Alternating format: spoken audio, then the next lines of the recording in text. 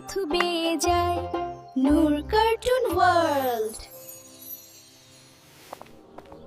আসসালামু আলাইকুম বাচ্চারা, আজ আবার নতুন গল্প শুনতে প্রস্তুত তো?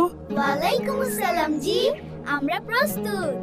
বলো তো, আগের গল্পে আমরা কার কথা শুনেছিলাম?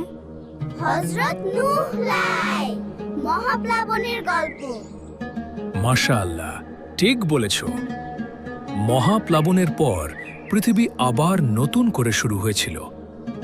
মানুষ আবার বংশ বিস্তার করল, শহর গড়ল, সভ্যতা তৈরি করল। কিন্তু সময়ের সাথে সাথে মানুষ আবার ভুলে গেল আল্লাহকে। আর ঠিক তখনই ইতিহাসে আসে এক শক্তিশালী জাতি, আদ জাতি। আর তাদের পথ দেখাতে পাঠানো হয় এক মহান নবী, হযরত হুদ আলাইহিসসালাম। বাচ্চারা, আদ জাতি ছিল পৃথিবীর সবচেয়ে শক্তিশালী জাতিগুলোর একটি। তারা ছিল লম্বা, বলবান এবং অসাধারণ স্থাপত্য নির্মাতা। তারা বিশাল বিশাল প্রাসাদ বানাত, উঁচু স্তম্ভ নির্মাণ করত এবং নিজেদের শক্তি নিয়ে গর্ব করত। তাদের বসবাস ছিল আজকের ইয়েমেন অঞ্চলের বিস্তীর্ণ মরুভূমিতে।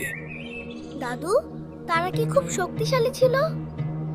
এতটাই শক্তিশালী যে তারা বলতো, আমাদের চেয়ে শক্তিশালী আর কেউ নেই। এই অহংকারই ছিল তাদের সবচেয়ে বড় দুর্বলতা।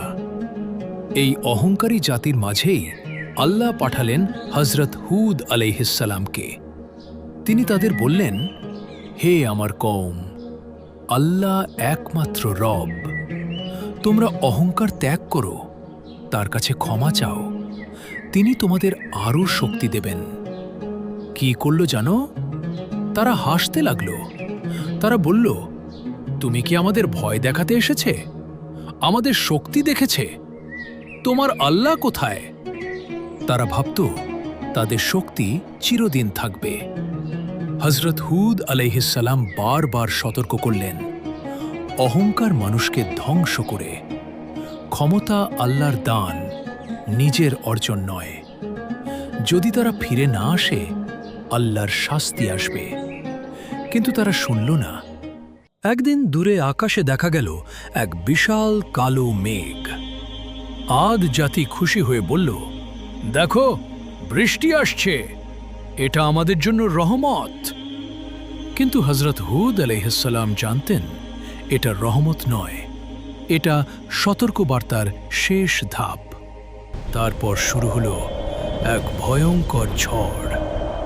হালকা বাতাস নয়, গর্জন করা বাতাস, ধ্বংসের বাতাস।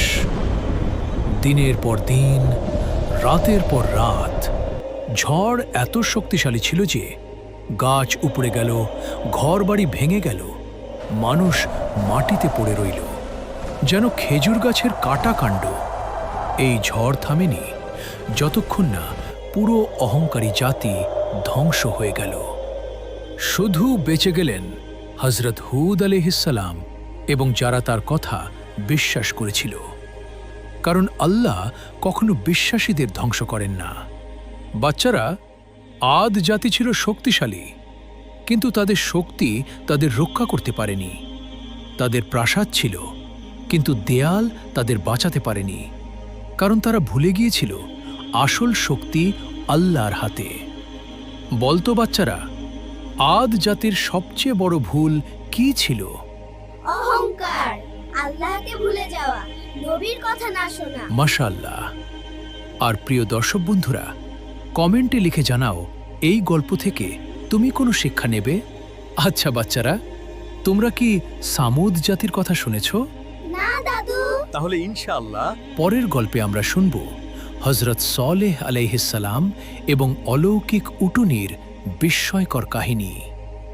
ইনশাআল্লাহ আমরা অপেক্ষা করব। শেষ শিক্ষা, যে নিজেকে সবচেয়ে শক্তিশালী মনে করে সে আসলে সবচেয়ে দুর্বল। কারণ প্রকৃত শক্তি শুধু আল্লাহর।